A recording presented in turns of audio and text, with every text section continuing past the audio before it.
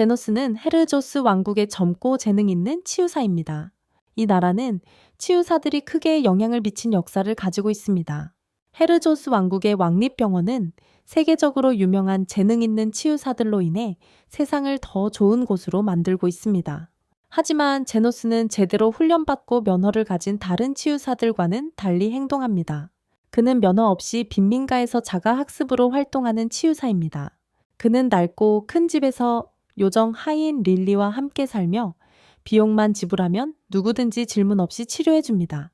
그의 또 다른 집 동료는 집 안을 떠다니며 아무것도 하지 않는 밀프 유령 카밀라입니다. 평범한 어느 날 모든 환자를 치료한 후 제노스는 더 많은 비용을 지불할 수 있는 환자를 방문하고 릴리는 저녁 식사를 준비하기 시작합니다. 그가 떠난 후 곧 여러 종족의 팬들이 병원으로 몰려와 그와 시간을 보내기를 희망합니다. 그들에는 도마뱀 소녀 조피아 멍청한 털복숭이 링가 그리고 암흑 요정 근육 엄마 로브가 포함되어 있습니다. 소녀들은 먼저 제노스를 볼 권리와 그가 몸을 검사하게 할 방법에 대해 경쟁하기 시작한다. 하지만 릴리는 화가 나서 그들을 급히 방해한다. 그녀는 누구든 그를 탐내는 것을 좋아하지 않기 때문이다. 새 소녀를 달래고 난 후 릴리는 그들에게 저녁 식사에 함께하자고 초대하며 제노스가 돌아오면 함께 먹을 것이라고 말한다. 그러나 그녀가 빨래를 하러 방을 나가자 털복숭이와 근육 엄마는 저녁 전에 맛있는 스튜를 맛보고 싶은 욕구를 참지 못한다. 한 모금만 마셔도 더 먹고 싶어지고 도마뱀 소녀조차 오래 참지 못한다. 세 사람은 기록적인 속도로 스튜를 다 먹는다. 하지만 곧 자신들이 큰 공영에 처했음을 깨닫는다. 어떻게 설명할지 고민하는 동안 릴리가 다시 들어온다. 그녀는 이 멍청한 년들이 저녁 식사 전체를 먹어 치운 것을 알고 충격에 빠진다. 그들은 서로를 탓하며 음식을 다 먹었다고 주장하지만 그때 카밀라는 분노에 휩싸여 도착한다. 오늘 저녁 식사에 정말 기대했기 때문이다. 새소녀는 그녀를 무서워하며 릴리를 도와 두 번째 배치를 요리하기 위해 자원합니다. 릴리는 슬프게도 더 이상 재료가 없다고 알려주고 그들은 그녀를 위해 최상의 재료를 가져오기로 결정합니다. 소녀들이 저녁 걱정으로 바쁜 동안 제노스는 집 방문을 마치고 집으로 돌아옵니다. 가는 길에 그는 배를 꼭 쥐고 참을 수 없는 고통을 억누르고 있는 짐승 소녀 티를 지나칩니다. 그는 그녀의 증상을 살펴보려고 멈추지만 바로 그때 짐승 소녀의 주인이 나타나 그녀에게 어디에 있었냐고 묻습니다. 틸은 배가 아파서 의사에게 갔다고 말하지만 돈이 없어서 검사조차 받지 못했다고 말합니다. 그 오만한 자는 그녀의 머리카락을 잡고 한숨을 쉬며 그녀 같은 노예가 배가 아프다고 행동한다고 해서 하루 쉬는 것이 가능하다고 생각하냐고 묻습니다. 그는 그녀를 끌고 가서 일을 시키고 제노스는 자신의 일이 아니기 때문에 아무것도 하지 않고 이 드라마를 지켜봅니다. 한편 그자는 틸을 지역 묘지로 데려가 무더미에 던지고 아무도 모르게 그녀의 몸에 들어가는 유령을 풀어줍니다. 그 남자는 그녀에게 무덤 속에 숨겨진 귀중품을 찾는 것만 잘한다고 말하며 그녀가 대답하지 않자 발로 차서 굴리게 합니다. 그녀는 배를 꽉 쥐고 있고 그녀의 주인이 일을 하라고 하자 유령이 그녀를 지배하기 시작한다. 그 자식은 이를 눈치채지 못하고 돌아가면서 틸에게 빈손으로 돌아오면 저녁을 주지 않겠다고 말한다. 하지만 그녀는 이제 완전히 유령에게 사로잡혀 갑자기 그를 공격하며 발톱으로 그의 배를 찢어버린다. 그 자식은 틸이 더 이상 자신에게 복종하지 않음을 깨닫고 상처를 흘리며 최대한 빨리 도망친다. 가는 길에 제노스와 마주치고 미친 노예로부터 구해달라고 애원하지만 제노스는 그런 오만한 자식에게는 시간이 없다고 대답한다. 바로 그때 틸이 도착하고 제노스는 그녀를 둘러싼 어두운 에너지를 볼 수 있다. 그는 그 자식에게 둘이 어디서 왔는지 묻고 그 자식은 농사 짓고 있었다고 대답한다. 제노스는 믿지 않지만 그 자식은 신경 쓰지 않는다. 그는 제노스에게 자신의 야생 노예를 제압해달라고 요청하고 그 대가로 보상을 약속한다. 갑자기 틸이 그 자식에게 다시 달려들고 제노스는 그를 재빨리 구해내고 옆으로 던져버린다. 야수소녀는 그를 다음 목표로 정하고 힘껏 돌을 던진다. 제노스는 몸의 구멍이 뚫릴 수도 있었던 모든 돌을 쉽게 피하고 그 멍청이는 자신이 틸을 이길 수 있다고 생각한다. 그러나 제노스는 자신이 치유사라고 답하며 사람을 죽이는 것은 보통 그의 직업에서는 눈살을 찌푸리게 하는 일이라고 한다. 바로 그때 틸이 거대한 바위를 던지자 제노스는 마법으로 감싼 주먹으로 그것을 산산조각 낸다. 틸이 빠른 속도로 돌진하자 그는 몇 차례 공격을 피하고 그녀가 그의 마법 방패를 강타하게 내버려 둔다. 방패는 그녀를 건물 쪽으로 날려버린다. 그녀는 심각한 부상에도 불구하고 어떻게든 잔해 속에서 기어나오지만 그로 인해 유령이 그녀에 대한 통제력을 잃기 시작한다. 제노스는 결국 그녀를 괴롭히는 것이 무엇인지 확신하게 되지만 그녀를 도우려 할 때 틸이 그의 팔을 물어뜯는다. 제노스는 그것에 신경 쓰지 않고 즉시 치유 마법을 사용해 그녀의 상처를 치료하며 그녀를 사로잡은 유령을 몰아낸다. 그는 자신의 힘으로 유령도 정화하고 오늘 할 일이 충분히 끝났다고 선언한다. 부유한 깡패는 이 모든 것을 보고 드디어 제노스가 능숙한 치유사임을 믿게 된다. 그가 자신을 구해달라고 요청하지만 제노스는 오늘의 목표를 이미 만났다고 대답한다. 그 남자는 자신이 죽어가고 있다고 불평하며 즉시 치료해달라고 요구하고 제노스는 추가 비용이 들 것이라고 말한다. 그 남자는 비용을 충당하기 위해 자신의 지갑을 제노스 앞에 던지지만 제노스는 그것으로는 부족하다고 말한다. 그 남자는 이에 화가 나서 너무 많은 비용을 청구한다고 의료위원회에 불만을 제기하겠다고 위협하지만 제노스는 그가 면허가 없으니 가서 해보라고 말하며 의료위원회는 그의 엉덩이를 키스하라고 한다. 그는 갑자기 아이디어가 떠오르고 나머지 대가로 짐승 소녀를 데려가겠다고 말한다. 부유한 자는 즉시 거래에 동의하고 제노스는 그를 치료하는 데 시간을 낭비하지 않는다. 그 후 그는 그녀가 깨어날 때까지 의식이 없는 짐승 소녀와 함께 있고 그녀의 복통이 다시 심해진다. 그녀는 제노스에게 그가 누구인지 묻고 제노스는 자신이 그녀의 새로운 주인이라는 문서를 보여준다. 그 후 그는 즉시 본론으로 들어가서 틸에게 옷을 벗으라고 말한다. 확인해야 할 것이 있다고 한다. 그녀는 새로운 주인이 변태라고 생각하며 당황하지만 그녀는 노예이기 때문에 선택의 여지가 없다. 틸이 셔츠를 벗자 제노스는 그녀의 통증을 유발하는 담석을 본다. 그는 마치 하우스 박사처럼 의학 용어를 늘어놓기 시작하고 마법을 사용해 담석을 몸 밖으로 끄집어낸다. 틸은 즉시 기분이 좋아지고 제노스에게 어떻게 했냐고 묻는다. 그는 마법으로 그녀를 열고 돌을 빼내고 다시 봉합했다고 대답한다. 단 1초 만에. 틸은 이게 가능하다고 믿기지 않는다. 하지만 제노스는 때때로 겸손한 척하며 누구든 치료사가 할 수 있는 일이라고 말한다. 틸은 그녀를 고쳐준 것에 대해 그에게 감사할 뿐이지만 제노스는 그녀의 감사는 원하지 않는다. 대신 그녀가 그에게 지불한 금액을 돌려주길 원한다. 틸은 그를 위해 뭐든 할 준비가 되어 있다. 글럭글럭 3천부터 시작하지만 제노스는 베타심포가 아니며 그에게 특별한 약초를 찾아오라고 한다. 틸은 실망하지만 여전히 그를 위해 특별한 약초를 찾는다. 그리고 제노스는 그녀에게 이제 자신의 값을 다 치렀다고 말한다.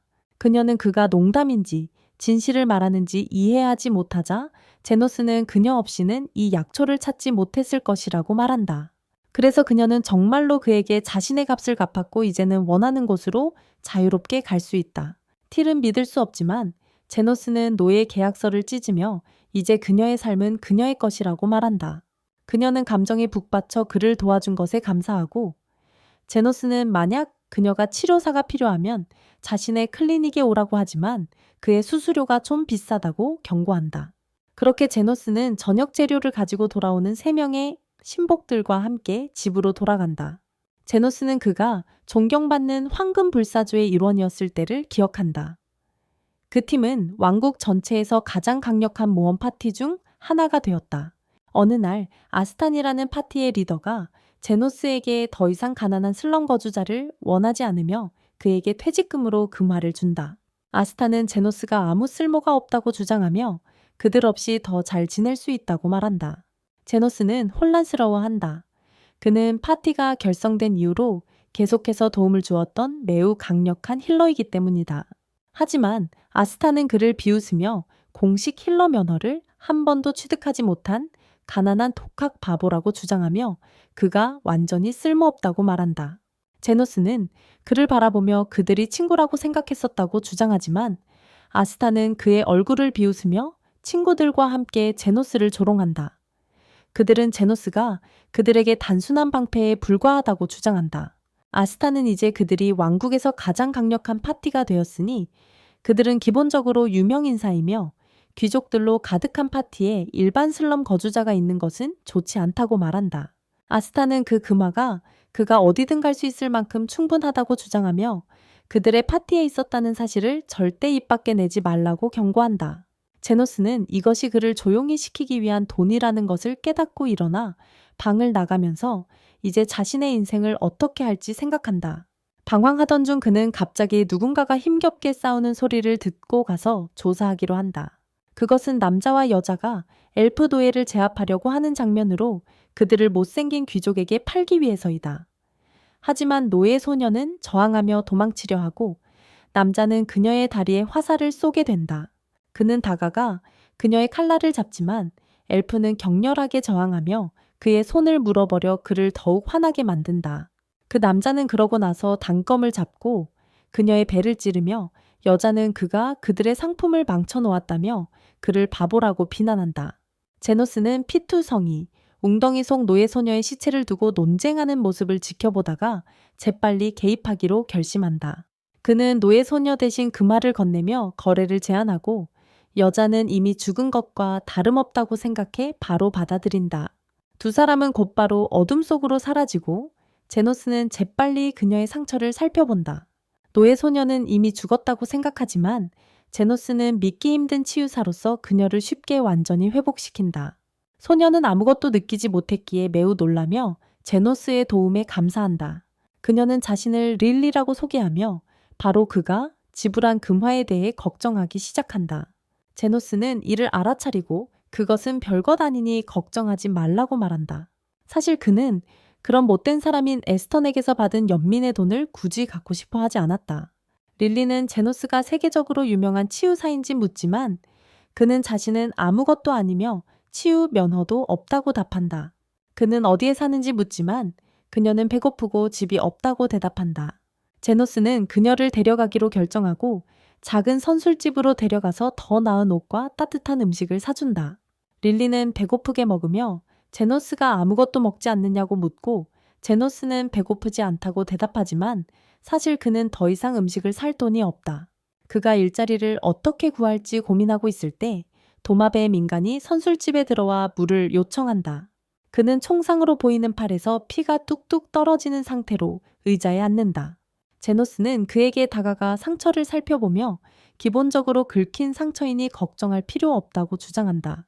도마뱀 남자는 제노스가 멍청하다고 생각하지만 제노스는 아무 말 없이 팔을 들어 치유 주문을 외우고 즉시 도마뱀 남자의 상처를 완전히 치유한다. 도마뱀 소녀는 충격을 받지만 동시에 기뻐하며 선술집을 떠나기 전에 제노스에게 돈을 건넨다. 제노스는 조금 혼란스러운데 누군가를 치유하고 돈을 받은 것은 이번이 처음이기 때문이다. 릴리는 치유사가 누군가를 치유할 때 요금을 받는 것이 꽤 정상인 것 같다고 주장한다. 제노스는 이제부터 이 개념으로 살기로 결심하고 자신의 클리닉을 시작하기로 한다. 그 문제는 그가 슬럼가 출신이라 합법적인 운영을 위한 면허를 받는 것이 거의 불가능하다는 점이다. 그래서 그는 아마도 불법으로 활동하는 지하 치료사가 되어야 할 것이다.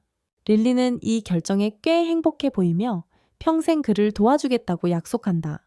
제노스는 이렇게 어린 소녀를 불법적인 일에 끌어들이고 싶지 않지만 릴리를 이렇게 두고 갈 수는 없기에 일단 그녀와 함께하기로 결정한다. 그는 대부분의 집이 파괴되고 사람 하나 보이지 않는 마을의 버려진 지역으로 그녀를 데려간다. 릴리는 왜 이렇게 나쁜 곳에 있는지 묻고 제노스는 그들이 레이더에 걸리지 않기 위해 마을 중심에서 조금 떨어져 있어야 한다고 대답한다.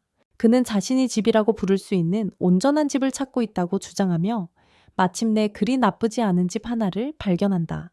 그는 집이 꽤 나쁜 상태임에도 불구하고 전체 집을 점검하기 시작한다. 제노스는 자신의 집 위에 지붕이 있다는 것만으로도 행복하다.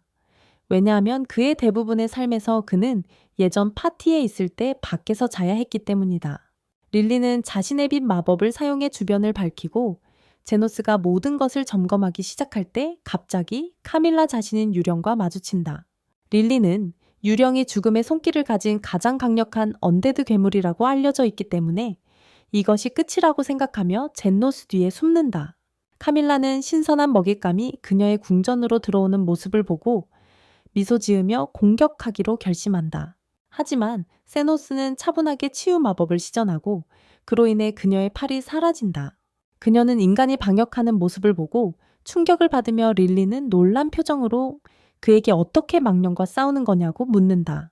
세노스는 혼란스러워하며 이미 수백 번 싸웠기 때문에 무슨 큰일인지 모르겠다고 주장한다. 알고 보니 아스탄이 즐거움을 원할 때마다 세노스를 가장 깊은 던전으로 보내 망령들과 싸우게 했던 것이다. 하지만 세노스는 곧 망령들이 그의 치유 마법에 약하다는 것을 깨달았다. 현재로 돌아와 세노스는 카밀라에게 사과하지만 여기서 머무르고 싶으며 그녀를 방해하지 않겠다고 말한다. 망령이 다시 공격하기로 결심하지만 세노스는 쉽게 그녀를 밀어낸다. 카밀라는 망령의 여왕인 만큼 짜증이 나는데 인간이 감히 그녀에게 도전한 적이 없기 때문이다. 그녀는 손을 들어 작은 망령 군대를 불러 세노스를 처리하게 한다. 하지만 지하의 치유자는 그들에게 너무 강력해서 고급 치유 마법을 시전하고 즉시 모든 하급 유령들을 죽여버리며 카밀라만 남게 된다. 제노스는 이렇게 불쑥 들어온 것에 대해 다시 한번 사과하며 최소한 자신의 클리닉을 운영할 수 있는 단독방을 받을 수 있는지 묻는다. 카밀라는 이 인간이 뭔가 다르다는 것을 깨닫고 공간을 공유하기로 동의하지만 2층은 자신의 개인 공간이라고 주장한 후 사라진다. 그 후 며칠이 지나지만 방은 곧 최종 조정을 하면서 클리닉처럼 보이기 시작한다. 릴리는 광고를 해야 하는지 묻지만 제노스는 아무것도 할 필요가 없다고 주장한다. 바로 그때 문이 열리고 도마뱀 남자가 다시 들어온다. 그는 자신을 잔이라고 소개하며 이번에는 여동생을 데려왔다고 제노스에게 말한다. 여동생은 제노스를 바라보며 자신의 팔 부상을 치료할 수 있는지 묻는다. 제노스는 그녀의 팔이 마법 독탄에 맞아 완전히 감염되었음을 깨닫는다. 그는 팔이 이미 죽어있기 때문에 절단해야 한다고 주장한다. 여자는 그를 바라보며 얼마를 내야 하는지 묻고 제노스는 100,000달러라고 답한다. 자는 이 가격에 분노하며 이는 단순한 절단 수술의 시장 가격을 훨씬 초과한다고 말한다. 하지만 여자는 그를 진정시키며 제노스가 똑똑하고 자신이 도마뱀 부족의 리더 조피아라는 것을 알고 있다고 주장한다. 제노스는 사실 그 사실을 몰랐지만 슬럼가에 주요 부족 리더들이 있다는 이름을 들어본 적이 있다. 그중 한 명이 부자에게서 훔쳐 가난한 사람들에게 나누어주는 조피아다. 조피아는 그에게 이렇게 높은 가격을 정당화해 보라고 요청하고 제노스는 새 팔을 재생하는 데 많은 에너지가 필요하다고 무뚝뚝하게 대답한다. 여자는 충격을 받으며 재생한다는 게 도대체 무슨 뜻인지 묻는다. 그는 혼란스러워하며 그녀의 팔을 잘라내고 새 팔을 만들어줄 것이라고 주장한다. 조피아는 충격을 받지만 만약 그가 그렇게 할 수 있다면 그가 요구한 돈을 지불하겠다고 말한다. 곧 그는 그녀를 테이블에 눕히고 에테리얼 스칼펠을 사용해 그녀의 팔을 절단한 후 완전히 새로운 팔을 재생한다. 제노스는 치유사들이 보통 이런 일을 하지 않는다는 사실에 놀라며 조피아는 그의 도움에 감사하며 앞으로 더 많은 사람들을 그에게 보내 치유받게 할 것이라고 말한다. 며칠이 지나고 어느 날 환자들을 돌본 후 제노스는 카밀라와 릴리와 함께 차를 마시고 있을 때 릴리가 왜 도마뱀사 사람들이 도움을 요청할 때마다 항상 닫혀 있는지 묻습니다. 제노스는 지하 슬럼가의 세 개의 파벌이 끊임없이 전쟁 중이라고 주장합니다. 하나는 도마뱀 사람들, 하나는 오크들, 마지막 하나는 털복숭이들입니다. 그때 그는 뭔가를 감지하고 문이 열리며 여러 털복숭이들이 들어오고 그들 중 한 반인간 소녀가 링아라고 소개하며 털복숭이들의 리더라고 말합니다. 제노스는 그녀가 모든 도박 운영을 관리하고 꽤 폭군이라는 것을 알고 있어서 오늘은 문을 닫았다고 말하지만 긴급 상황이라면 살펴볼 수 있다고 전합니다. 링가는 웃으며 그들이 도마뱀 사람들을 얼마나 많이 때려도 항상 완전히 치유되어 다시 나타난다고 주장하고 제노스가 그들을 치유하는 사람이라는 것을 알게 되었다고 말합니다. 그 말과 함께 그녀는 큰 도끼를 잡고 그에게 다가가며 더 이상 도마뱀 사람들을 도와줄 수 없도록 그를 죽이겠다고 주장합니다. 그녀는 그에게 돌진하지만 그를 둘러싼 방패가 도끼를 산산조각냅니다. 모든 털복숭이들이 그를 공격하기 시작하지만 그에게는 아무런 효과가 없고 그래서 그들은 그의 집을 난장판으로 만듭니다. 그는 그들을 막으려 하지만 그들은 듣지 않다가 갑자기 카밀라가 나타나 자신의 집이 파괴된 것에 화를 냅니다. 모든 털복숭이들은 그들에게 화난 유령을 보고 바지를 지린다. 하지만 그녀가 그들을 죽이기 전에 제노스는 그녀를 막으며 이 클리닉은 생명을 구하는 곳이지 생명을 빼앗는 곳이 아니라고 주장한다. 카밀라는 그를 혼자 두기로 결심하고 뒤로 물러나고 린가는 즉시 바닥에 무릎을 꿇고 용서를 구한다. 유령을 상대할 수 있는 남자는 모든 털복숭이들을 한 번에 없앨 수 있다. 제노스는 그들에게 걱정하지 말라고 말하며 아마도 그의 클리닉에 또 다른 고객들이 올 것이라고 깨닫는다. 그의 클리닉은 한동안 번창하고 있으며 그는 끊임없이 도마뱀과 털복숭이 진영의 환자들을 받고 있다. 그들 외에도 이제 한 오크가 도착했고 그는 제노스에게 그들의 리더인 위대한 레이디 로우가 아프니 그녀를 살펴봐 달라고 한다. 제노스는 그에게 여인을 클리닉으로 데려오라고 하지만 오크는 거부하며 레이디 로우가 지금은 움직일 수조차 없고 털복숭기들과 도마뱀 남자들이 끊임없이 주변에 있어 선물과 구조물을 쌓고 있다고 주장한다. 레이디 로우는 이렇게 많은 적들로 둘러싸인 곳에 오는 위험을 감수할 수 없다. 제노스는 지친 한숨을 내쉬고 오크를 따라 그들의 소굴로 가기로 결심한다. 그는 어두운 동굴을 지나 아름다운 근육 엄마가 왕좌에 앉아있는 개방된 곳에 도착하고 그 주위에는 많은 오크들이 있다. 그녀는 자신을 소개하지만 로우는 이미 그녀가 누구인지 알고 있다고 주장한다. 도마뱀 사람들과 퓨리들이 세지아 치유사의 엄청난 존재에 대해 떠들어대는 것을 멈추지 않기 때문이다. 제노스는 이로 인해 불쾌함을 느낀다. 그의 클리닉이 너무 알려지면 허가증이 없기 때문에 당국과 문제가 생길 수 있기 때문이다. 그는 그녀에게 무슨 문제가 있는지 묻지만 그녀는 대신 그에게 문제를 찾으라고 도전한다. 제노스는 차분하게 그녀에게 다가가서 외부 부상이 없는지 몸 전체를 스캔하지만 아무 이상이 없다. 그 후 내부 부상이 있는지 확인하기 위해 그녀를 검사하기로 하고 곧 그녀의 배 안에 혹이 있다는 것을 알아차리는데 그것은 아기가 아니라 모노스톤이다. 그는 그녀를 바라보며 그것에 대해 묻고 그녀는 그것이 자신이 삼킨 폭발성 돌이라고 말한다.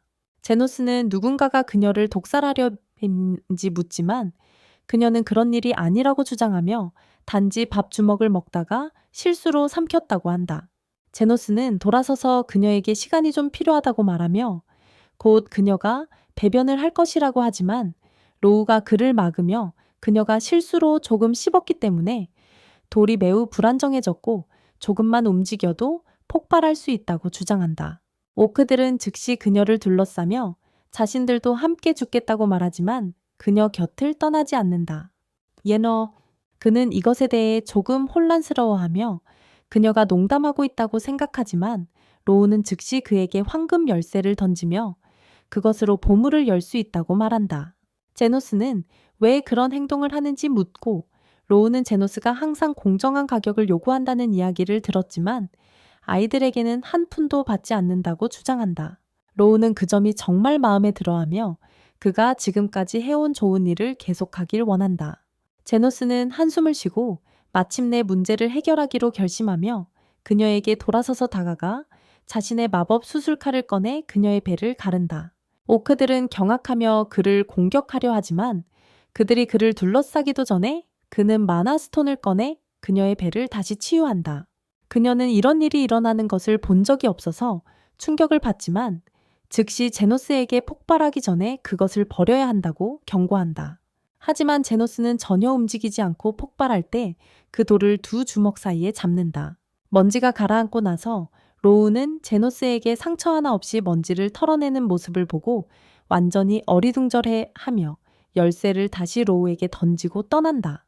로우는 그를 멈추고 그가 자신을 위해 모든 돈을 가질 수 있었던 상황에서 왜 그녀를 치유했는지 묻지만 제노스는 자신이 공정한 가격을 받는다고 주장하며 그녀가 주려던 것은 간단한 수술에 비해 너무 많다고 말한다.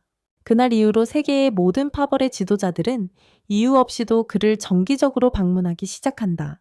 제노스는 그냥 그들이 완전히 실직 상태라고 치부하지만 릴리는 그들이 제노스를 좋아하는 것이라고 의심하고 카밀라는 3명의 지도자 모두가 그에게 완전히 사랑에 빠져 있으며 곧 서로를 위해 전쟁을 벌일 것이라고 주장하며 이를 확인시켜준다. 제노스는 무시하며 자신이 단지 평범한 치유사일 뿐이라고 주장한다. 그러나 카밀라의 말이 사실로 드러나는데 어느 날 3명의 파벌 지도자들이 차례차례 그를 찾아와 선물과 음식을 가져오며 다음 날 전쟁을 벌이겠다고 주장한다. 다음 날 아침 세 파벌 모두 병력을 이끌고 전장에 모여 서로 이야기를 나누며 누가 지배할 수 없는 지하 세계의 진정한 왕인지를 결정할 준비를 한다. 그러나 싸움이 시작되기 전에 제노스와 릴리가 경기장에 도착하지만 싸움을 멈추는 대신 지하 의사는 그들이 모든 것을 한 번에 끝내라고 말한다. 그 말에 힘입어 조피아는 단검을 꺼내 링가를 공격하며 먼저 피를 흘리려고 하지만 털복숭 끼인 그는 빠르게 피하며 공격을 피한다. 오크는 전투에 참여하기로 하고 조피아에게 뛰어들지만 그녀는 공격을 피하고 뒤로 물러난다. 이때부터 모든 지옥이 터지기 시작하는데 모든 파벌이 치명적인 전투를 벌이며 서로 베고 때리기 시작하고 각 파벌의 지도자들은 서로를 죽이기 위해 치명적인 일격을 가한다. 릴리는 이 모든 일에 매우 불안해하는 것 같지만 곧 이상한 전개로 접어들면서 하루 종일 싸우지만 이상하게도 아무도 죽거나 포기하지 않고 모든 상처가 마법처럼 치유된다. 마침내 지도자들은 제노스가 모두를 동시에 치유하고 있다는 사실을 깨닫고 그는 얼마나 오래 싸우든 상관없다. 나는 그들이 내 환자이기 때문에 계속 치료할 것이라고 대답한다. 이 시점에서 지도자들은 실제로 얼마나 어리석은지 깨닫고 웃기 시작한다. 그들은 휴전을 맺고 함께 평화롭게 언더월드를 다스리기로 결정한다. 릴리는 이에 대해 정말 행복해 보이고 제노스는 한 번에 많은 사람을 치료하는 것이 매우 힘든 일이기 때문에 많은 돈을 청구할 것이라고 주장한다. 며칠이 지나고 조피아와 그녀의 형이 제노스의 클리닉을 다시 방문해 치료를 받는다. 링가와 로도 그냥 쉬고 있고 제노스는 조피아에게 이번에는 어떻게 다쳤는지 묻는다. 조피아는 자신이 정말 부유한 귀족들을 선택해 그들에게서 훔친 후 슬럼가의 가난한 사람들에게 재산을 나누어 주는 도둑이라고 주장하며 어제 그렇게 하던 중 왕실 경비대와 다툼이 생겨 다쳤다고 말한다. 그녀의 형은 그의 경우는 다르다고 주장하며 철의 장미라는 미친 여자가 그를 공개적으로 붙잡고 진짜 미국인처럼 그에게 총을 쏘기 시작했다고 말한다. 카밀라는 미소를 지으며 제노스에게 이 철의 장미가 곧 그를 방문할 것 같다고 말한다.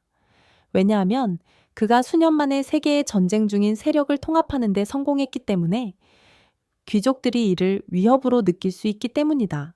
제노스는 그런 일은 다루고 싶지 않다고 주장하며 릴리가 모두를 위해 준비한 잔치를 먹기 위해 앉는다. 카밀라의 말은 사실로 드러나고 철의 장미로 알려진 여자는 이미 슬럼가에 들어와 평화로운 모습을 보고 충격을 받는다. 털복숭이들이 도마뱀 사람들과 카드놀이를 하고 오크들과 털복숭이들이 농담을 주고받으며 웃고 있다. 그녀는 조용히 앉아 맥주를 마시고 있는 도마뱀 사람 중 한 명을 발견하고 다가가며 오랜만에 빈민가를 방문했으며 상황이 많이 변한 것 같다고 말한다. 도마뱀 사람은 그녀를 바라보며 이제 모두 서로를 알게 되었기 때문에 모두 같은 존재임을 깨달았고 그러니 싸울 이유가 없다고 주장한다. 여자는 전쟁을 멈춘 중재자가 누구였는지 묻지만 도마뱀 사람은 그 중재자는 은밀하게 활동하는 것을 좋아해서 이름을 말하지 않을 것이라고 말한다. 이때 미친 여자는 그의 칼깃을 잡아채고 총을 그의 배에 밀어넣으며 그를 쏘겠다고 협박하지만 그는 여전히 제노스를 포기하지 않고 도움을 요청하며 소리친다. 다행히 조피아와 그녀의 오빠가 근처를 걷고 있어 여자는 도망쳐야 한다. 그러나 그녀는 조피아의 손 상처가 이미 치유된 것을 알아차린다. 그녀는 도시를 지나 밤늦게 제노의 클리닉에 우연히 들르게 된다.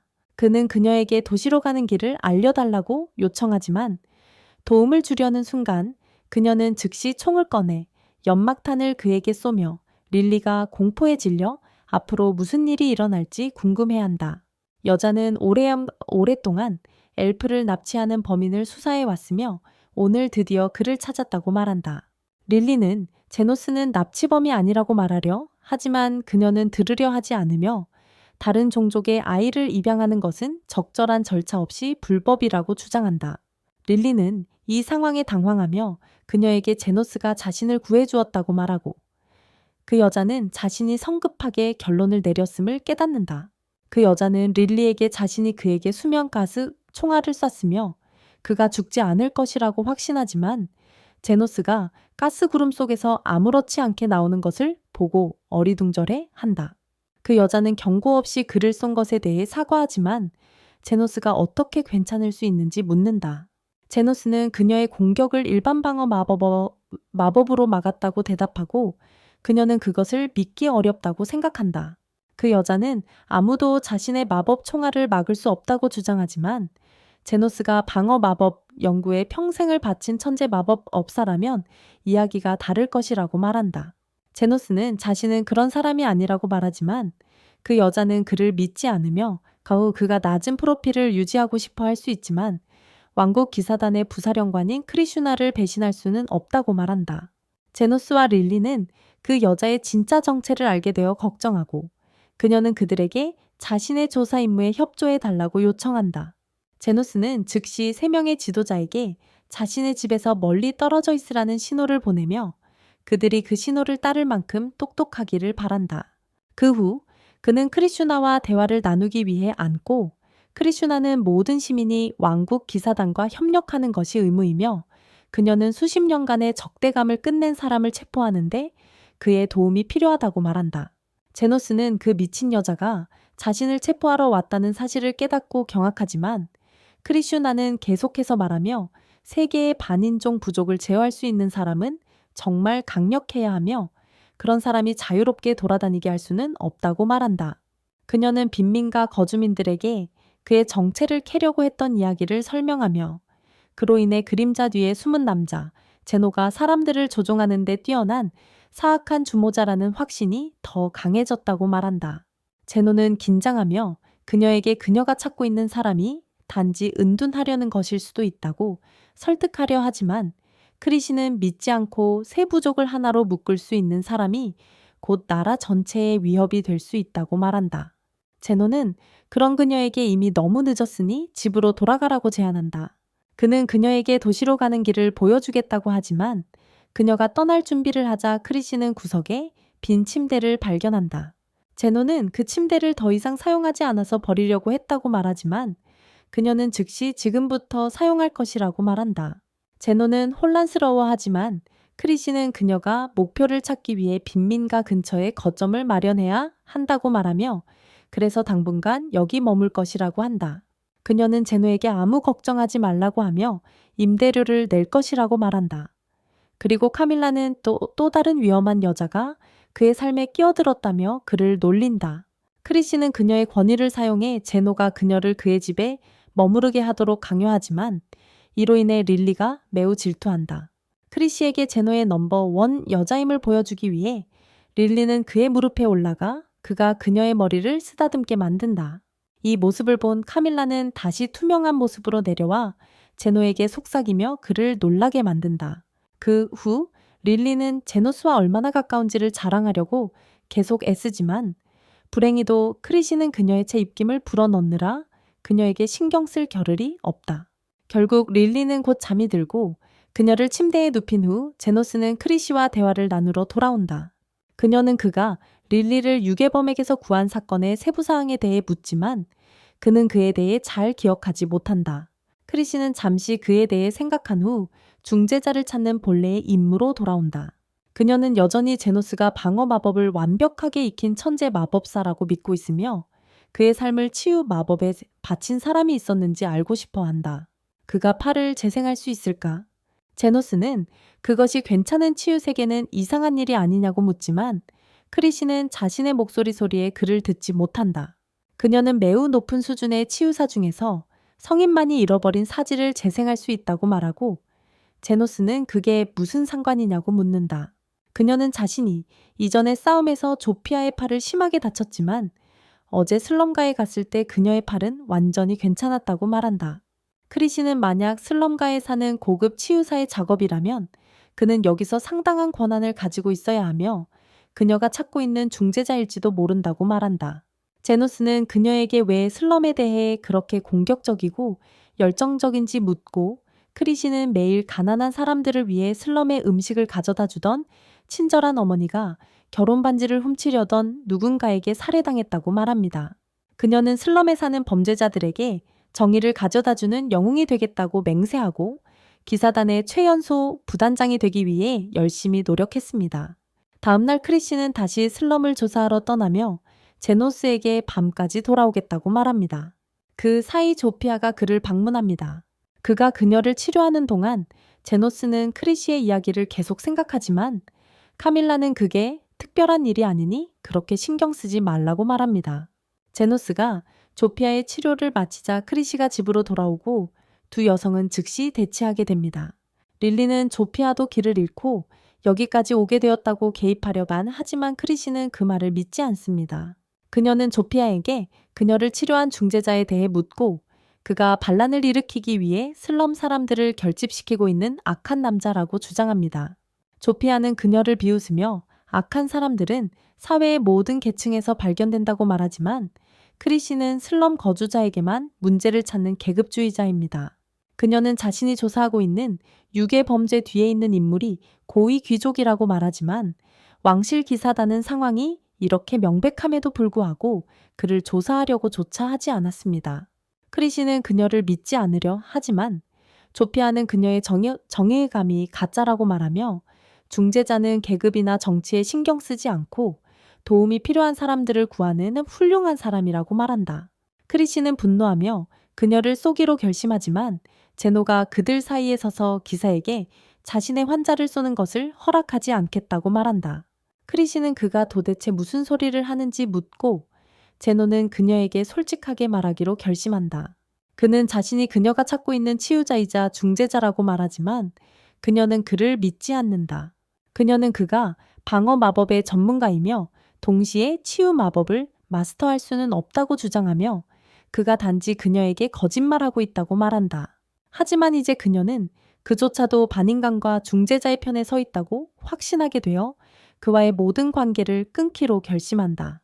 그녀는 그에게 자신이 슬럼가에서 머물고 일할 다른 곳을 찾겠다고 말하며 그와 함께 있는 것 때문에 완벽한 기사라는 자신의 이미지가 더럽혀지는 것을 허락할 수 없다고 한다. 그녀는 그렇게 클리닉을 떠나 슬럼가와 반대 방향으로 간다. 제노는 그녀가 일방통행 도로에서 길을 잃었다고 생각하지만 대신 크리시는 조피아가 유괴단의 리더라고 고발한 귀족 칼렌더의 집으로 곧장 간다. 크리시는 칼렌더에게 최근 이 지역에서 범죄가 증가하고 있으며 그의 저택 보안에 대한 불시 점검을 하러 왔다고 말한다. 칼렌더는 그녀가 자신의 집의 보안을 점검하는 것을 기꺼이 허락하고 크리시는 이상한 점을 발견하지 못해 소피아가 아까 헛소리를 하고 있었던 것이라고 생각한다. 하지만 그녀가 돌아가려는 순간 크리시는 경비원의 배치에 이상한 점을 깨닫는다. 그녀는 칼렌더의 집에 경비원이 너무 많고 그들 대부분이 후문 근처에 배치되어 있다는 것을 알아낸다.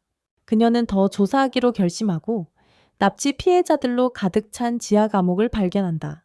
그녀는 아이들에게 걱정하지 말라고 말하며 자신이 그들을 구하러 왔다고 하지만 그때 누군가 그녀의 등을 쏜다. 크리시는 돌아서서 칼렌더를 보는데 그는 그녀가 자신의 맨션에 들어오기 전에 압수당한 자신의 총으로 그녀를 쏜다. 그는 다시 그녀를 쏘아 그녀의 팔을 부수고 유명한 아이언 로즈가 자신 앞에서 무력한 존재로 전락했다고 비웃는다. 크리시는 이제 누구도 구할 수 없을 것이라는 것을 깨닫지만 다행히 소피아가 제노스를 제때 그곳으로 이끈다. 칼렌더는 시간을 낭비하지 않고 그를 쏘지만 제노스는 모든 것을 쉽게 막아낸다. 이것은 뚱뚱한 놈을 겁먹게 하고 그는 두 번째 총을 꺼내려다 허공에 걸려 넘어진다. 제노스는 그것을 집어들고 그녀를 향해 겨누고 칼렌더는 자비를 구하며 제노스에게 귀족이 자신에게 사과하고 있다는 것에 감사해야 한다고 말한다. 제노스는 한숨을 쉬고 재활용할 수 없는 쓰레기를 쏘아보낸다. 그를 죽이지는 않지만 오랫동안 기절하게 만든다. 그는 죽음이 다가오고 있음을 받아들인 크리시를 바라본다. 그녀는 제노스에게 여기서 무슨 일이 있었는지 로열 나이츠에게 전해달라고 부탁하지만 그는 그녀에게 조용히 하라고 말하며 그녀의 팔을 다시 자라게 하려면 집중해야 한다고 한다. 그녀가 완전히 치유되자 크리시는 제노스가 자신이 찾고 있던 치유자이자 중재자라는 것을 이해하게 된다. 그녀는 그를 진정한 영웅으로 여기기 시작하고 자신은 그에 비해 아무것도 할 수 없다고 말한다. 하지만 제노스는 그녀에게 그녀가 여기 아이들에게 영웅이라고 말한다. 왜냐하면 그녀가 아이들을 구하기 위해 처음으로 행동을 취했기 때문이다. 크리시는 이 말을 듣고 감동하여 눈물을 흘리고 곧 병사들을 불러 아이들을 구하는 데 도움을 요청한다. 제노스는 조피아에게 누군가 그들에게 다가오기 전에 돌아가야 한다고 말하지만 크리시는 즉시 그들을 쫓아가며 제노스에게 왜 자신을 구했는지 묻는다. 그는 차갑게 그녀에게 하룻밤 동안 자신의 집에 머물렀던 임대료를 내지 않았다고 말하며 오늘의 치료비와 함께 그 청구서를 보낼 것이라고 한다. 며칠 후 제노스는 릴리와 함께 장을 보러 가지만 익숙한 거리들을 지나면서 어린 시절의 기억이 떠오른다. 그는 빈민가의 외로운 고아였는데 어느 날 모험가 아스턴이 와서 그를 고용하려 했다. 아스턴은 제노스가 무엇을 할 수 있는지 신경 쓰지 않았고 단지 심부름을 시키거나 노예처럼 부리기를 원했을 뿐이었다. 제노스는 자신이 치유 마법을 조금 할 수 있다고 말했지만 아스턴은 웃기만 했다. 가난한 빈민가 출신 고아가 그런 교육을 받을 여유가 없다고 생각했기 때문이다. 그럼에도 불구하고 아스턴은 제노스를 파티에 받아들이고 함께 모험을 시작했다. 아스턴이 몬스터와 싸울 때 제노스는 그의 뒤에 서서 상처를 빠르게 치유했고 아스턴은 자신이 무적이라고 느꼈다. 그는 그것이 모두 자신의 능력 덕분이라고 생각했고 제노스는 쓸모없이 뒤에 서 있기만 했기 때문에 그를 해고했다.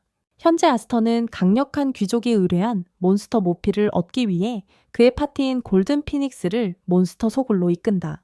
모두 꽤 여유로워 보이고 몇몇은 숙취에 시달리고 있는데 어디를 가든 유명인처럼 대우받기 때문이다.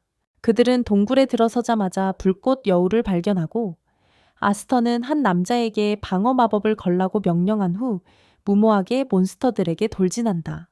괴물이 그의 손을 물어 심한 화상을 입히고 아스턴은 고통에 익숙하지 않아서 당황한다. 그 사이에 그의 파티의 다른 멤버들이 여우들에게 공격당하고 아스턴은 무능한 바보들에 둘러싸인 기분이 든다. 그는 방어 마법을 담당하는 남자에게 돌아가지만 그 남자는 숙취 때문에 만에 집중할 수 없다. 아스턴은 모두에게 후퇴하라고 명령하고 동굴을 나서자마자 서로 실패에 대해 비난하기 시작한다. 방어 담당자가 제노스가 그동안 모두에게 치유 마법을 사용하고 있었던 것 아닐까 제안한다. 아스턴은 그것을 믿지 않지만 그는 적절한 자격을 가진 다른 치유사를 고용하기로 결정한다. 몇 주 후 아스턴과 그의 파티는 유민이라는 치유사와 함께 동굴로 돌아온다. 불행히도 이번에는 괴물들이 그를 준비하고 있어서 즉시 그의 파티에 기습 공격을 감행한다. 아스턴은 괴물의 공격을 막지만 그의 파티의 마법사가 방어 마법을 뚫고 들어온 불덩이에 맞아 부상을 입는다. 유미는 즉시 그를 치료하기 시작하지만 그가 병원에 입원해야 한다는 것을 깨닫는다. 한편 아스턴은 괴물들을 처치하려 애쓰지만 금세 지치고 그에게는 전혀 이해가 되지 않는다. 유미는 그에게 더 이상 시간을 낭비하면 마법사가 죽을 것이라며 후퇴해야 한다고 말하고 아스턴은 마지못해 명령을 내린다. 동굴 밖으로 나오자 그는 방어 담당자에게 제대로 일을 하지 않았다고 불평하지만 유미는 그게 그의 잘못이 아니라고 말한다. 아스턴은 그녀에게 집중하며 마법사를 즉시 치료해 다시 싸울 수 있게 하라고 말한다. 하지만 유미는 그가 멍청한 거냐고 묻는다. 그녀는 성직자와 몇몇 최상급 치유사만이 그런 부상을 즉시 치료할 수 있다고 말한다. 그 말에 아스턴은 제노스가 항상 그렇게 심각한 피해를 치유하고 있었던 것인지 궁금해진다. 곧 그는 도시로 돌아가고 귀족의 집사가 그에게 임무에 실패했다고 말하며 다시는 도시에서 얼굴을 보이지 말라고 한다. 아스턴은 당황하며 또 다른 기회를 달라고 애원하고 실패의 책임을 제노스에게 돌린다. 집사는 그가 요청한 기회를 주고 아스턴은 제노스를 다시 고용하여 그의 재능을 다시 활용하고 명성을 얻기로 결심한다. 곧 에스턴과 방어 담당자 가일은 제노스를 찾기 위해 슬럼가로 가고 그들은 이를 위해 세계의 반인족 부족의 도움을 구하기로 결정한다. 그들은 먼저 도마뱀인 부족으로 가고 에스턴은 조피아에게 2달 전에 슬럼가에 온 치유사 제노스를 찾고 있다고 말한다. 조피아는 그 말을 듣고 uncontrollably 웃기 시작하며 에스턴이 제노스처럼 능숙한 사람을 해고할 만큼 충분히 멍청해 보인다고 언급한다. 붉은 머리의 에스턴은 기분이 상해 칼을 뽑으려 하지만 도마뱀 전사들에 의해 둘러싸인 것을 깨닫고 물러선다. 조피아는 그에게 집에 가라고 말하며 그녀와 제노스 모두 그와 같은 바보와 시간을 보낼 여유가 없다고 한다. 에스터는 이에 분노하지만 조피아의 차가운 시선이 그들 사이의 힘의 차이를 깨닫게 하고 그는 즉시 물러선다. 그는 다음으로 야수인 부족으로 가고 린가는 그가 제노스를 해고한 바보라고 조롱한다. 그녀는 그와 같은 사람과는 거래하고 싶지 않다고 말하며 에스턴이 그녀를 위협하려고 시도하기도 전에 그녀의 속도를 보여주며 그를 겁준다. 다음으로 그는 오크의 은신처로 가고 레브에게서 비슷한 반응을 얻지만 이번에는 강한 척하지 않고 똑똑하게 나간다. 밖에 나가자 에스터는 제노스가 슬럼가에서 이렇게 영향력을 가질 수 있다고 믿지 않아 짜증을 낸다. 갑자기 기일이 릴리와 함께 거리를 걷는 제노스를 발견하고 둘은 그에게 다가가 맞서기로 한다. 에스터는 강한 척하며 제노스에게 자신이 2달 동안 혼자서 살아남은 것은 운이라고 말한다. 제노스는 그와 이야기할 시간이 없다며 지나가지만 이로 인해 에스터는 화가 나서 그를 다시 파티에 합류시키기 위해 온 것이라고 소리친다. 제노스는 차갑게 거절하며 아무도 급여도 없고 끔찍한 조건의 일을 받아주지 않을 것이라고 말한다. 빨간 머리에 그는 모욕감을 느끼며 이렇게 유명한 파티의 일원이 될 수 있음에 감사해야 한다고 말한다.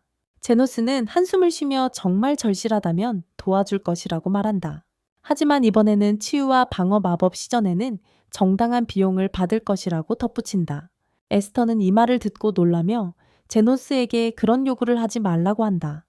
왜냐하면 그에게 갈 곳이 없기 때문이다. 바로 그때 빈민가 사람들 몇 명이 와서 제노스와 즐겁게 이야기를 나누기 시작한다.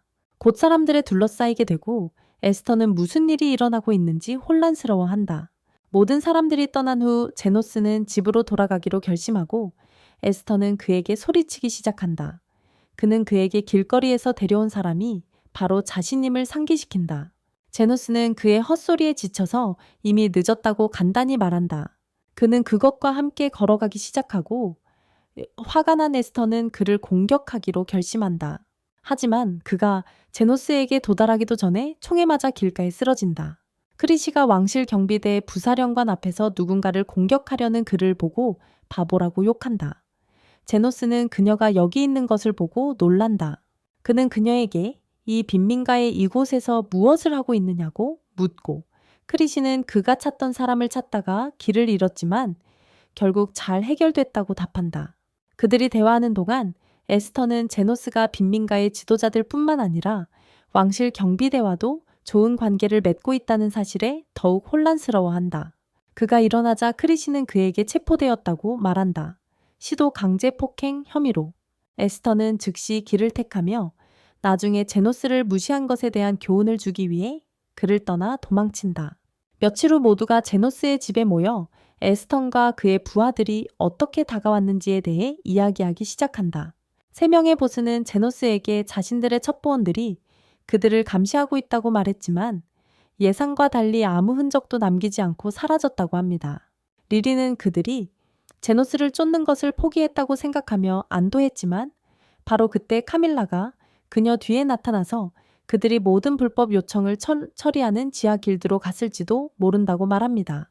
이 말을 듣고 리리는 겁에 질렸지만 제노스는 지하 길드가 많은 돈을 요구한다고 말하고 카밀라는 아스턴이 그를 되찾기 위해 그렇게 절박했다면 지금 힘든 시기를 보내고 있고 돈이 부족하다는 의미라고 덧붙입니다. 이 말을 듣고 드디어 리리는 안도하지만 곧 소피아가 이상한 용병에 대해 이야기하며 그 용병은 어떤 조건만 충족되면 돈이 없더라도 어떤 일이든 받아들인다고 합니다. 그날 밤 리리는 제노스가 깨어있는 것을 발견하고 그를 위해 차를 준비하며 머리를 쓰다듬어 편히 쉬게 해줍니다. 그 후 그녀는 빨리 잠이 들고 제노스가 그녀를 재우고 나서 밖에서 기다리고 있던 카밀라를 발견합니다. 그녀는 그에게 자유롭게 파티에 대해 이야기하라고 격려하고 제노스는 그를 봤을 때 아스턴에게 얼굴을 때렸어야 했다고 말합니다. 그녀는 어떻게 그렇게 치유 마법에 능숙해졌냐고 묻기 시작하고 제노스는 어릴 적 죽은 사람을 소생시키려고 했던 일이 있었으며 그 때문에 스승에게 심하게 맞았다고 말합니다. 카밀라는 그것이 금기인 재생술이라는 사실에 충격을 받고 그녀는 자신이 살아있던 300년 전 인공 생명체들이 있었다고 이야기하기 시작합니다. 그녀는 인간과의 전쟁에서 악마 군대가 사용했던 무서운 골렘들에 대해 모두 이야기하고 이야기를 마친 후 제노스는 잠자리에 듭니다. 갑자기 땅이 흔들리고 카밀라는 하늘로 날아올라 슬럼에서 무슨 일이 일어나고 있는지 확인한다. 그녀는 슬럼의 일부가 불타고 있고 거대한 골렘이 그곳을 난폭하게 휘젓고 있는 것을 발견하고 골렘을 언급한 것이 슬럼의 재앙을 가져왔다고 생각하며 당황한다. 거대한 골렘이 슬럼을 휩쓸며 길에 있는 모든 것을 파괴하고 사람들은 목숨을 구하기 위해 도망친다. 제노스가 그곳에 와서 골렘을 가까이에서 보고 카밀라도 함께 온다. 그녀는 이렇게 고대 무기가 슬럼의 거리에서 돌아다니고 있는 것이 정말 의심스럽다고 말하며 그것이 어떻게 여기까지 왔는지 궁금해한다. 그때 3명의 갱리더가 그곳에 도착하고 제노스는 그들이 무사한 것을 보고 기뻐한다. 소녀들은 그에게 자신들은 다치지 않았지만 그들의 부하들이 괴물의 공격으로 심하게 다쳤다고 말한다. 그들은 제노스에게 그 거대한 괴물에 대해 묻는데 그들은 그런 것을 본 적이 없기 때문이다. 제노스는 그것이 멸종된 것으로 여겨졌던 마법 기술로 만들어진 인공 생명체라고 설명한다. 레브는 그녀의 오크 중 한 명이 골렘이 슬럼 깊은 곳에서 나왔다고 보고했다고 말하고 제노스는 지하 길드가 이 사건의 배후인지 궁금해한다. 그는 부상당한 사람들을 치료하는 것이 우선이라고 결정하고 3명의 소녀들에게 모든 부상자를 한 곳에 모으라고 지시한다. 그는 이 일을 저지른 자가 대가를 치를 것이라고 맹세하지만 골렘을 보낸 남자는 멀리서 그 모습을 지켜보고 있다. 가이드라는 암살자가 공격의 배후에 있다. 그는 아스턴이 복수를 요청한 후 이 일을 맡았고 아스턴에게 의도에 더 관심이 있었기 때문에 큰 비용을 요구하지 않았다. 가이드는 아스턴이 제노스와 그 주변 사람들에게 자신의 분노를 표출하고 싶어 한다는 사실을 알게 되었을 때 웃었지만 그의 뒤틀린 본성을 만족시키기에 충분했기 때문에 거래를 수락했다. 그는 아스턴에게 자신이 개발 중인 골렘 코어를 보여주며 그것이 제노스를 완전히 무찌르는 데 충분할 것이라고 말했다. 현재 가이드는 골렘이 슬럼을 파괴하는 모습을 지켜보며 그것이 충분히 파괴적이라고 생각하지만 자신이 원했던 만큼 빠르지는 않다고 느낀다. 그는 제노스에 가까운 사람들이 하나씩 죽어갈 때 제노스가 어떤 기분일지 궁금해지기 시작한다. 하지만 제노스는 그런 일이 일어나도록 두지 않을 것이다. 3개의 반인간 갱단이 부상자들을 한 곳에 모으자 그는 강력한 원거리 치유 마법을 사용하여 즉시 그들을 모두 치료한다. 그 후 그는 경미한 부상을 치료하기 시작하지만 수백 명의 사람들을 치료하는 대가를 받을 수 있을지 확신이 없어서 계속 화가 나 있다. 그리고 그 위에 릴리가 아직 집에 있어. 가이드는 자신의 위치에서 모든 것을 지켜보며 제노스의 치유 능력에 감명을 받는다. 하지만 그는 모든 사람을 치유한다고 해결되지 않는다는 것을 알고 있으며 그가 어떻게 골렘을 처리할지 보고 싶어 한다. 그 후 얼마 지나지 않아 제노스는 모든 부상자를 치료하고 드디어 긴장을 풀 수 있게 된다. 그는 여전히 슬럼가를 휘젓고 있는 골렘을 바라보며 골렘이 지루해지면 집으로 돌아갈지 궁금해한다. 카밀라는 골렘은 명령을 수행할 때까지 멈추지 않기 때문에 그럴 수 없다고 말하며 이 골렘의 명령은 슬럼가를 파괴하는 것이라고 믿고 있다. 제노스는 이를 듣고 얼굴을 감싸지만 카밀라는 이 시대에 골렘을 만드는 것은 불가능해야 한다고 말한다. 골렘 코어를 만드는 데 사용되는 고순도 마법석은 예전 악마 군주 영토였던 가장 남쪽 대륙에서만 발견되며 대부분은 이미 사용되었어야 한다.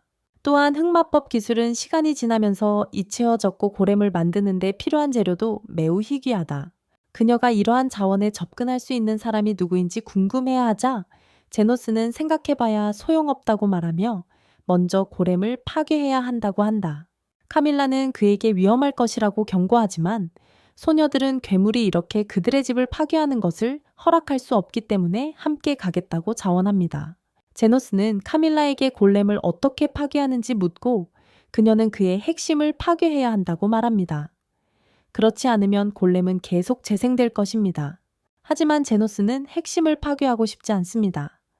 그렇게 되면 팔 수 없기 때문입니다.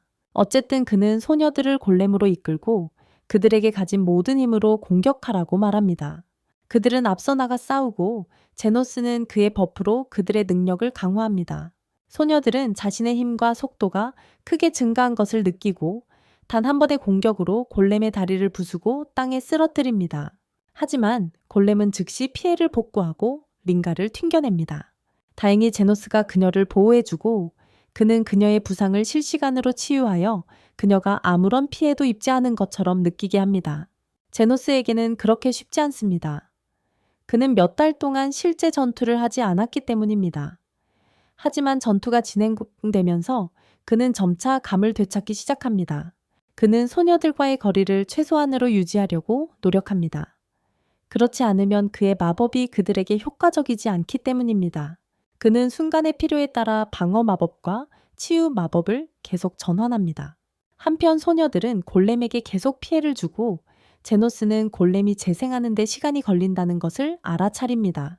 그는 소녀들에게 골렘의 두 다리를 부수라고 명령하고 소녀들은 그렇게 하여 골렘이 넘어지게 만듭니다. 그러나 그들은 한 소녀가 제때 대피하지 못했다는 것을 너무 늦게 알아차리고 골렘이 그녀 위로 떨어질 위기에 처합니다. 제노스는 소녀를 명확히 볼 수 없어 방어 마법을 시전할 수 없어서 당황하고 그녀를 보호하기 위해 서둘러 앞으로 나갑니다. 그는 골렘이 떨어지기 전에 그녀에게 도달할 수 없지만 놀랍게도 골렘이 스스로 소녀를 보호하려고 합니다. 제노스는 이 상황에 혼란스러워하지만 소녀가 도망치는 동안 골렘을 스캔하기 시작합니다. 그는 곧 스캔을 마치고 그때 카르밀라가 그곳에 옵니다. 그녀는 골렘이 이상하게 행동하고 있다고 말하고 제노스는 골렘이 완전히 인공적이지 않다고 대답합니다. 그는 골렘의 핵이 왼쪽 가슴의 절반에 있으며 단순한 마법석이 아니라 그 자체로 스턴이라고 말합니다. 가이드는 멀리서 이 모든 것을 지켜보며 제노스가 자신의 속임수를 알아내는 모습을 보고 미소를 지었다. 그는 불완전한 마법석만 가지고 있었고 이를 이용해 골렘 코어를 만드는 가장 좋은 방법은 사람과 결합하는 것이었다. 하지만 이렇게 만들어진 골렘은 제어하기가 꽤 어렵지만 가이드는 에스턴이 부정적인 감정으로 넘쳐나는 바보이기 때문에 그를 제어하는 것이 그리 어렵지 않을 것이라고 생각했다. 그는 빨간 머리의 에스턴에게 복수의 마법석이 필요하다고 믿게 만들고 그와 결합하여 골렘의 코어를 만들었다. 이제 그는 제노스가 슬럼가를 구하기 위해 옛 친구를 죽일 수 있는지 보고 싶어 한다. 하지만 제노스는 에스턴과 직접 싸울 계획이다. 그는 여자들에게 물러나라고 말하며 이제는 자신만이 상황을 처리할 수 있다고 하고 그들은 순종한다. 카밀라도 해가 뜨기 직전 떠나고 제노스는 골렘과 함께 혼자 남게 되며 에스턴이 그 안에 어딘가에 있을 것이라고 확신한다. 그는 이기적인 자식이 아이를 구할 것이라는 것이 믿기지 않는다고 말한다. 하지만 그는 에스턴이 돈에 집착했던 이유가 그의 여동생이 병으로 죽었고 그녀를 구할 돈이 없었기 때문이라는 것을 기억한다. 제노스는 그녀가 그의 여동생을 떠올리게 하는지 묻고 아스턴에게 아직 인간성이 남아있다고 생각하지만 이미 너무 늦었다고 말한다. 그는 만화를 이용해 검을 만들어 골렘에게 돌진하며 양팔을 깨끗이 베어낸다. 골렘이 포효하자 제노스는 다시 돌진해 힘껏 가슴을 베어 아스턴이 그 안에 갇혀있음을 드러낸다. 제노스는 아스턴에게 이제 끝이라고 말한 뒤 망설임 없이 그를 베어 넘긴다. 가이드는 이 모습을 보고 깜짝 놀라는데 제노스가 이렇게 무자비할 줄은 몰랐기 때문이다. 하지만 그는 또한 그가 모든 나쁜 대우에 대한 복수를 하고 싶어 하는 것임을 이해한다. 그는 실망하여 떠나기로 결심하지만 그러던 중 이상한 것을 본다. 제노스는 단순히 아스턴을 베는 것뿐만 아니라 동시에 그를 치유하고 있다. 그는 아스턴의 몸에 결합된 마석 부분을 파괴한 후 즉시 재생시켜 정상적인 인간 몸으로 되돌린다. 이 과정은 정말 힘들지만 제노스는 계속해서 이를 수행하고 가이드는 이 모습을 보고 멍해진다. 그는 제노스가 수백 명을 치유한 후에도 여전히 많은 에너지와 정밀함을 유지하고 있다는 사실에 믿기지 않는다. 그는 여전히 자신과 같은 실력을 가진 사람이 존재할 수 있다는 사실을 받아들이지 못하고 전략을 다시 생각하기 시작한다. 한편 제노스는 에스턴에게 여기서 죽는 것이 세상에 더 좋을 것이라고 말하지만 그는 그런 일이 일어나게 할 수 없다. 왜냐하면 슬럼가의 피해와 밤새 사람들을 치료한 대가를 누군가 지불해야 하기 때문이다. 그래서 그는 에스턴과 그의 공범으로부터 돈을 빼내기 위해 에스턴을 살려두기로 한다. 또 다른 이유는 에스턴이 과거에 그에게 두 가지 큰 은혜를 베풀었기 때문이다. 첫 번째는 그를 거리에서 구해준 것이고, 두 번째는 그에게 퇴직금으로 금화를 주어 릴리를 구하는 데 도움을 준 것이며, 그 결정은 그의 인생을 바꿨다. 제노스는 마지막이자 가장 중요한 이유는 그가 치유사이기 때문에 자신의 감시 아래에서 아무도 죽게 할 수 없다고 덧붙인다. 그 말과 함께 그는 에스턴의 심장에 있는 마법의 돌을 전력으로 가격하여 산산조각 낸다.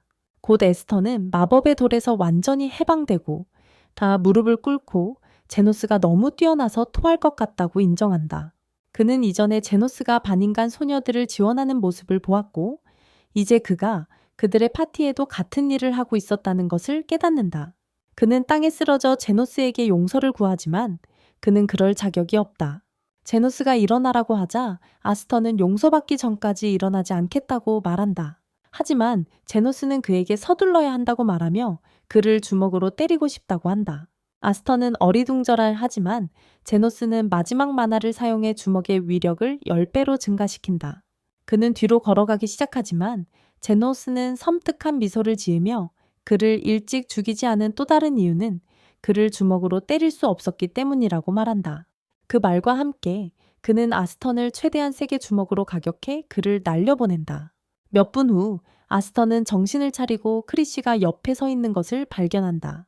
그는 그녀에게 제노스가 어디에 있냐고 묻고 그녀는 길에서 그를 만났으며 모든 세부 사항을 들었다고 대답한다. 그녀는 이번 사건에서 아무도 다치지 않은 것은 기적이며 아스턴은 평생 제노스에게 신세를 질 것이라고 말한다. 그녀는 그를 긴 범죄 목록으로 체포하기 시작하고 그 목록에 공공노출죄를 추가한다. 아스턴은 그때서야 자신이 생일 수트를 입고 있다는 것을 깨닫는다. 크리시에는 그에게 제노스가 그의 검을 가져간 이유를 전하며 그것을 팔아 손실을 만회하려 했다고 말합니다. 아스턴은 이제 정말 아무것도 남지 않았다는 것을 깨닫고 심지어 옷마저도 없다는 사실에 눈물을 흘립니다. 하지만 제노스는 마지막 선물로 금화 한 개를 남겼는데 바로 퇴직금처럼 느껴지는 것이었습니다. 크리시는 제노스가 다시는 그를 보고 싶어 하지 않는다고 말하고 아스턴은 그 말을 들으며 어린아이처럼 울기 시작합니다. 한편 제노스는 집으로 걸어가며 발걸음을 끌고 있지만 길에서 반인반수 소녀들을 만나고 그들이 그가 괜찮다고 말해도 계속 지지해줍니다. 곧 그들은 그의 집 앞 집에 도착하고 릴리가 즉시 차 한 잔을 따라주며 그를 환영하는데 그녀는 그가 무사히 돌아올 것이라고 확신했기 때문입니다. 며칠 후 크리시는 제노스를 찾아가 골룸 사건의 수사에 대해 이야기합니다. 그녀는 확실한 증거는 찾지 못했지만 골룸 뒤에 있던 사람은 가이드라는 이름의 인물이라고 믿고 있다고 말합니다. 제노스는 언젠가 가이드를 찾아내어 그에게 진 빚을 이자와 함께 모두 갚겠다고 맹세하지만 크리시는 그 일이 쉽지 않을 것이라고 말합니다. 가이드는 흔적을 남기지 않았고 그가 아스턴을 만난 건물도 정리되고 버려졌으며 기사들이 발견하기 전에 폐허가 되었다고 합니다. 소피아는 자신도 그 사건에 대해 조사했으며 가이드가 최근에야 지하 길드에 가입했고 혼자서 일을 처리하는 경향이 있다고 말합니다. 링가는 비슷한 이야기를 들었고 레브는 지하 길드에서 남의 일에 간섭하지 않는 것이 일반적인 관행이라고 말합니다.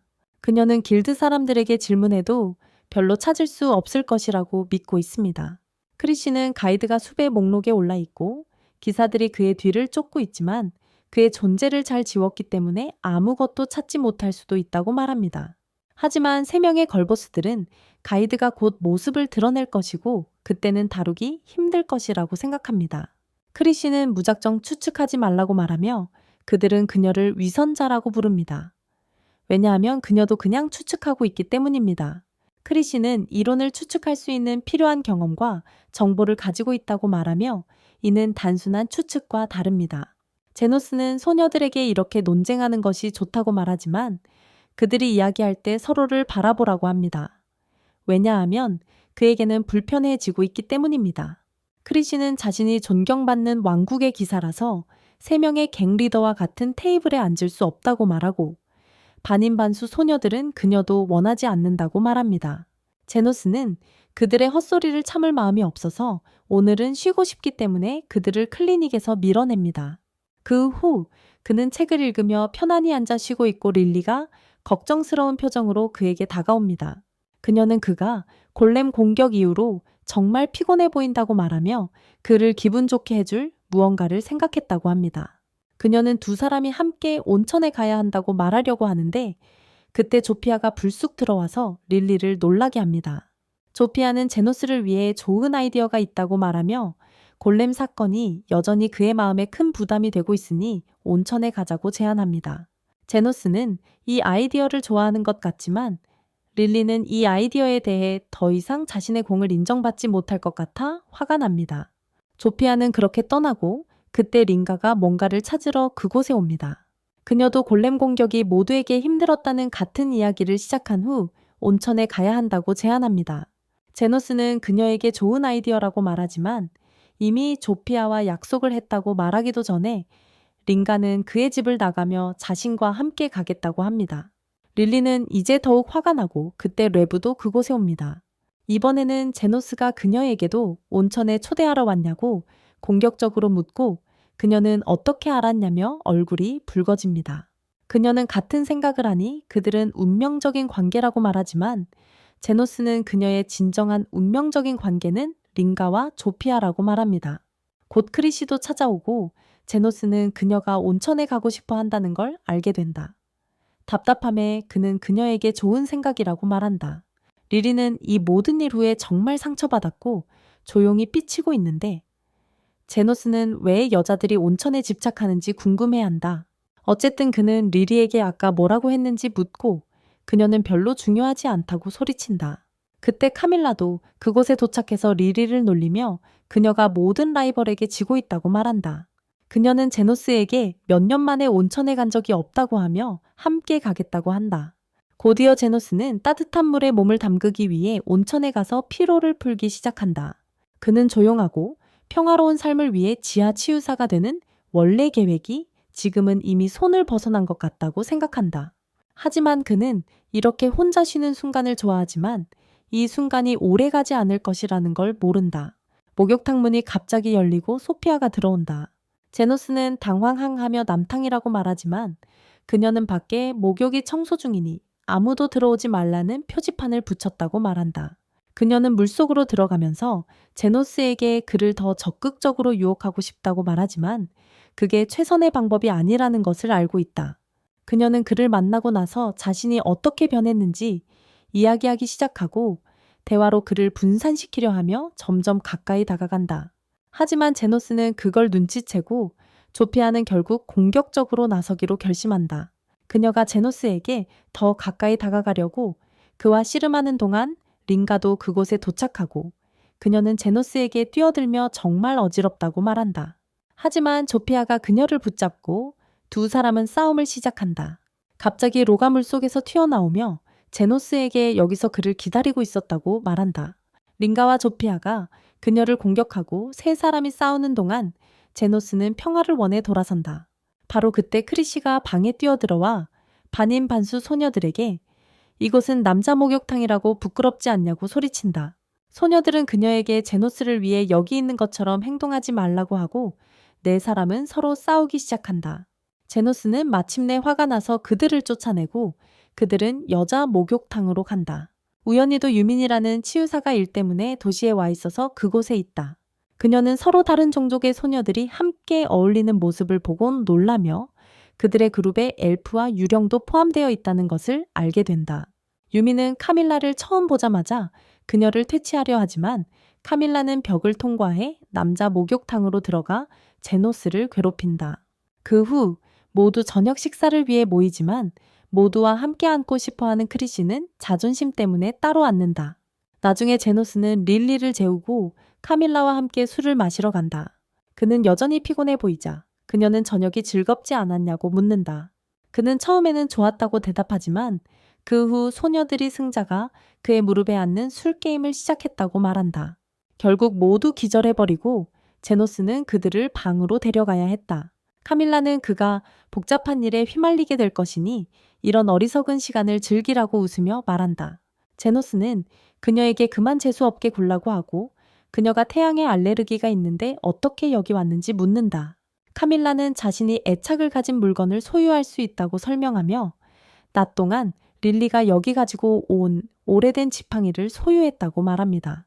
제노스는 그 지팡이가 그녀가 살아있을 때의 것인지 묻습니다. 그는 그녀가 살아있을 때 정확히 무엇을 하고 있었는지 알고 싶어 하지만 그녀는 항상처럼 자신의 과거에 대해 이야기하기를 거부하고 대신 그에게 술을 따릅니다. 다음 날 아침 모두가 주방에서 폭발 소리에 깨어나고 유민이 가장 먼저 반응합니다. 그녀는 주방으로 가서 화재석이 폭발해 심한 화상을 입은 주인이 바닥에 누워있는 것을 발견합니다. 그녀는 즉시 응급처치를 시작하며 주인의 아내에게 그를 병원으로 데려가 적절한 치료를 받아야 한다고 말합니다. 그리고 그때조차도 그는 다시 손을 사용할 수 없을지도 모릅니다. 바로 그때 제노스가 그곳에 오고 유미는 그를 가장 가까운 병원으로 옮기는데 도움을 요청합니다. 그곳에는 고급 치유원이 있습니다. 제노스는 그런 것에 대해 들어본 적이 없고 그것에 대해 궁금해합니다. 하지만 그는 이런 부상으로 병원에 갈 필요는 없다고 말합니다. 그가 이미 차가 와 있다고 말하며 떠난다. 하지만 떠나기 전에 그는 자신이 요리한 음식을 즐겼기 때문에 그 남자를 무료로 치료해준다. 유미는 제노스가 부상당한 남자를 버렸다고 생각하며 정말 실망한다. 그러다 갑자기 여관 주인이 일어나서 그에게 무슨 일이 있었는지 묻는다. 그는 완전히 괜찮고 유미는 제노스가 이렇게 심각한 부상을 즉시 치료할 수 있는 최상위 엘리트 치유사 중 한 명임을 깨닫고 정신을 잃는다.